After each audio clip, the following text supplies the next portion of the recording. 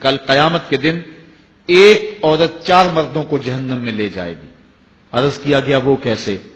فرمایا ایک عورت کو حکم ہوگا جہنم کا تو وہ عرض کرے گی مالک میرے باپ کو بلایا جائے۔ باپ کو بلایا جائے گا، یا اللہ یہ میرا باپ ہے، میں اس کی بیٹی، میری تربیت کا جوہر اس کے ہاتھ میں تھا، آج جن بدکاریوں اور گناہوں کے سبب جہنم میں جا رہی ہوں اس کا ذمہ دار یہ ہے۔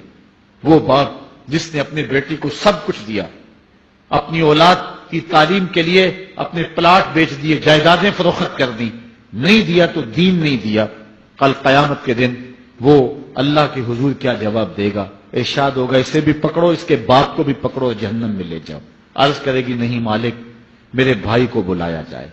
بھائی کو بلایا جائے گا، مالک یہ میرا بھائی ہے، میں اس کی غیرت تھی، میں جن راہوں پہ چل کر کے تیرے عقاب اور تیرے قہر و غضب کی حقدار بنی اس کا ذمہ دار یہ ہے، اگر یہ مجھے روکتا، اپنی آبرو کی حفاظت کرتا، اپنی ناموس کا پہرا دیتا تو میں ان راستوں کی مسافر کیسے بنتی؟ میری خرابی کا ذمہ دار یہ ہے۔ اب وہ بھائی کیا جواب دے گا جو چوکوں اور موڑوں پہ کھڑا ہو کے آنے اور جانے والی بہنوں اور بیٹیوں کو دیکھتا ہے اور یہ سمجھتا ہے کہ میری بہنیں اور میری بیٹیاں گھر میں محفوظ ہیں؟ وہ قیامت کے دن کیا جواب دے گا؟ ارشاد ہوگا اسے بھی پکڑو، اس کے باپ کو بھی پکڑو، بھائی کو بھی پکڑو، جہنم میں لے جاؤ۔ عرض کرے گی نہیں مالک میرے شوہر کو بھی بلایا جائے۔ بلایا جائے گا، مالک یہ میرا شوہر ہے اور میں اس کی بیوی، میری تربیت کا جوہر ماں باپ کے بعد اس کے ہاتھ میں تھا اور اس کے پاس طلاق کی دھمکی ایسی چیز تھی، مجھے جو چاہتا منواتا اور جس انداز میں ڈھالنا چاہتا مجھے ڈھال لیتا، لیکن اس نے مجھے کبھی راہ حق کی طرف نہیں بلایا تھا۔ وہ شوہر کیا جواب دے گا جو خود اپنے دوستوں کو چائے پہ بلا کے اور اپنی بیوی کو سامنے برہنہ منہ بٹھا کے بعد میں اس کے حسن کی داد مانگتا ہو، بتاؤ بھابھی کیسی ہے؟ تو وہ کیا جواب دے گا قیامت کے دن؟ ارشاد ہوگا اس کو بھی پکڑو، اس کے باپ کو بھی، اس کے شوہر کو بھی اور اس کے بھائی کو بھی جہنم میں لے جاؤ۔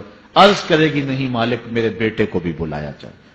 بیٹے کو بلایا جائے گا، مالک یہ میرا بیٹا ہے، میں اس کی ماں ہوں، میرے سینے میں اس کے لیے تڑپتی ہوئی ممتا تو نے رکھی تھی، یہ روٹ جاتا تو زندگی اجاڑ ہو جاتی، جو بھی چاہتا ضد کر کے منوا لیتا، مجھے کسی کے گھر کے برتن بھی مانجنے پڑے تو میں نے اس سے بھی گریز نہیں کیا، اس کی ہر فرمائش کو پورا کیا، اپنا زیور بیچ کے اس کی تعلیم مکمل کروائی۔